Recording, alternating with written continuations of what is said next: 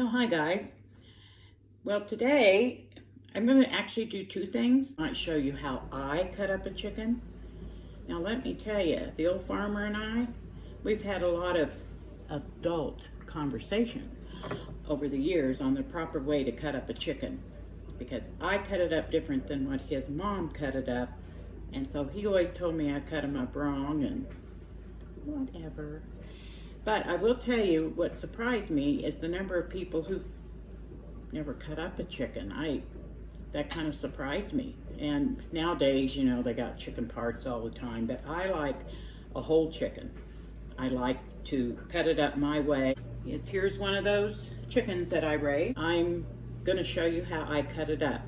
And then a lot of people have been asking me, what do you do with the tallow? And I'm gonna fry the chicken in the tallow. To get you set up, I'll show you how I cut up a chicken, and may not be the way others do, and I'm certainly not like the professional. Okay, at our house, we don't really eat the wings, so I'm gonna save the wings, and I'll also be cutting off the neck, and I'm gonna put those in the freezer for making chicken broth later. So basically what you do is you cut up a chicken at the joints. Now, like I said, this is no professional, but I just make a slit and then kind of pop that joint so I can cut in around it.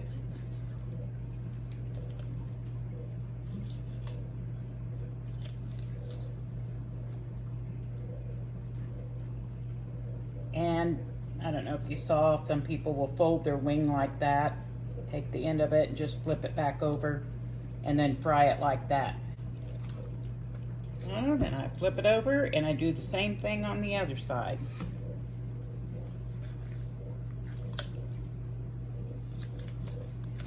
Just cut around that joint. Okay, I don't have much neck, but the neck and the wings, I've got a bag already started of necks and wings in the freezer, and I'm gonna go put these in there right now. Okay, the next thing I cut off is the leg and the thigh, and I cut it off all as one. So I'm just gonna cut through the skin. You can kind of hear it cracking. And then just get down to that thigh and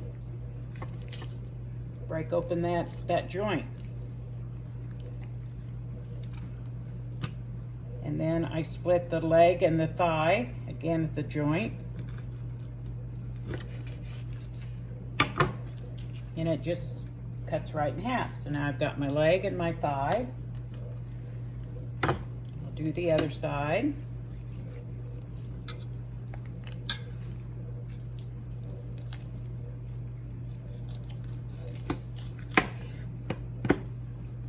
By the way, I just had the old farmer sharpen this for me with his steel. It was dull as a butter knife when I was cutting those wings off.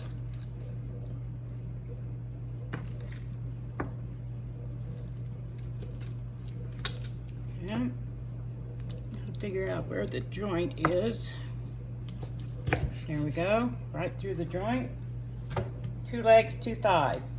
Then I work on the back, and what I do is I just crack it, and right where it splits open.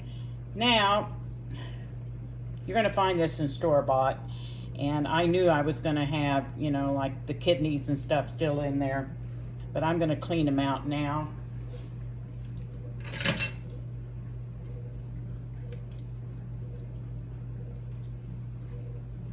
I think when I was processing those birds, I was getting tired of digging inside and cleaning all that out. There's a little rib bone. I'm just going to take it off. Okay.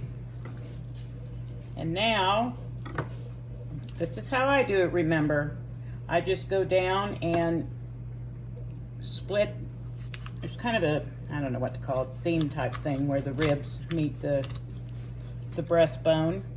Cut through those ribs and then break this open.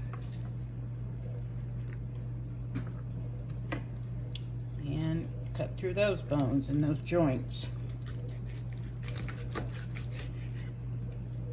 Okay, the old farmer's favorite pieces of the chicken are the back. A lot of people don't even mess with the backs, but those are his favorite. So now you got the breastbone and the wishbone. Now this is something I've just started doing. I used to cook the whole breast as one piece, but now I'm kind of splitting it up because I prefer the white meat and there's no way I can eat all of that. So just find the sternum and then come down. And again, kind of break it where it naturally breaks.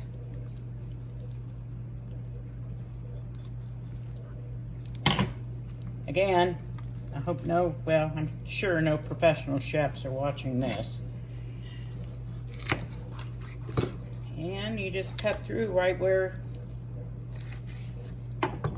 it naturally breaks. Now, I get these extra bones. I just cut them off. If there's any meat at all left on them, I'll put them in my freezer sack, but there's none on that.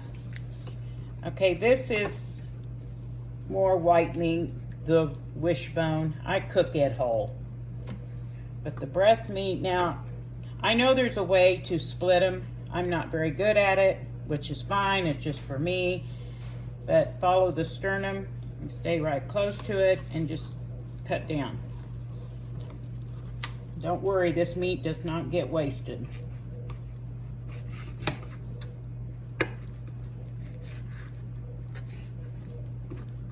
So I have a boneless breast. There's a little rib bone there. Every now and then I get one of those, but I just pull it out, toss it.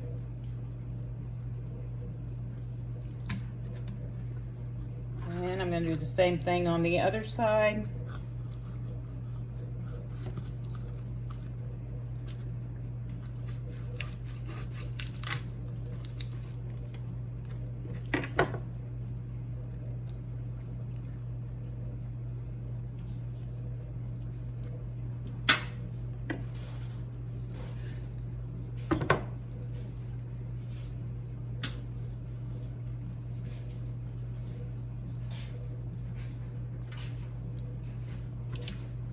Okay, this piece of meat here, and this bone, there's quite a bit of meat left on it. It's also going in my pack of parts, chicken parts, for chicken broth.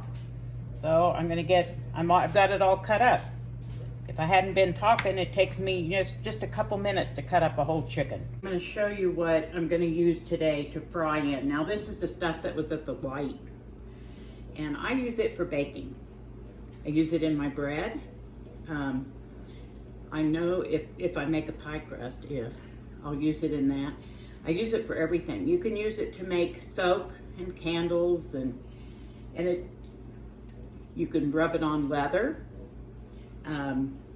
It's just great for everything. That's why they used to save all this.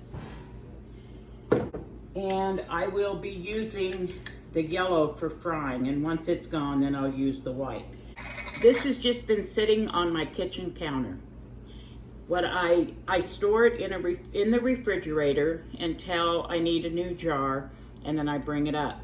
Now, lard, I can typically, it's not real soft, but I can reach in and scoop it out. Tallow is a lot harder, so I kind of just have to scrape it out. It comes out pretty easy at room temperature, but I can't just reach in, like Crisco and measure. Don't like Crisco. But since this just came out of the refrigerator, I'm gonna have to warm it a little bit. Best way is to put it in a pan of warm water on the stove, and just kind of warm it up a little bit. I'm gonna warm this up, get this softened, and get my pan ready. I have this huge chicken frying skillet, and I typically use it outside when I'm frying, but it's snowing, so we're gonna have fried chicken in here. Last time I made fried chicken, I had run out of lard, so I had no lard, no tallow, and I had to use canola oil. The flavor was bad. I did not like it at all. So I've got my tallow heating up, getting hot in my frying pan. And I've mixed, sometimes I do this, sometimes I don't, but I got some milk and egg mixed up. And then I'll be dipping the chicken into the milk and egg, and then in a flour mixture of flour, salt, and pepper. And years ago, my sister-in-law had told me that she always put baking soda in. I don't know. I've just been doing it ever since because she told me to. She's a great cook. She owns several restaurants. So the tallow is almost to the point, ready to start frying. And I'll show you what I do. I'm going to show you what I do to see if my grease is hot. Okay, I'm just going to take just a dab of my flour, and it's frying up. I'm going to start with the bigger pieces, obviously, because they're going to take longer. And the nice thing about this chicken skillet is I can fry the whole chicken in it. Sometimes I have to get 2 skillets going.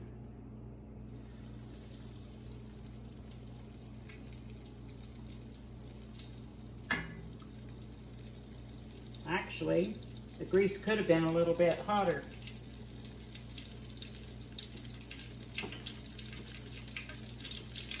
There, it's starting to cook. I'll get it all put in here and then I'll come back.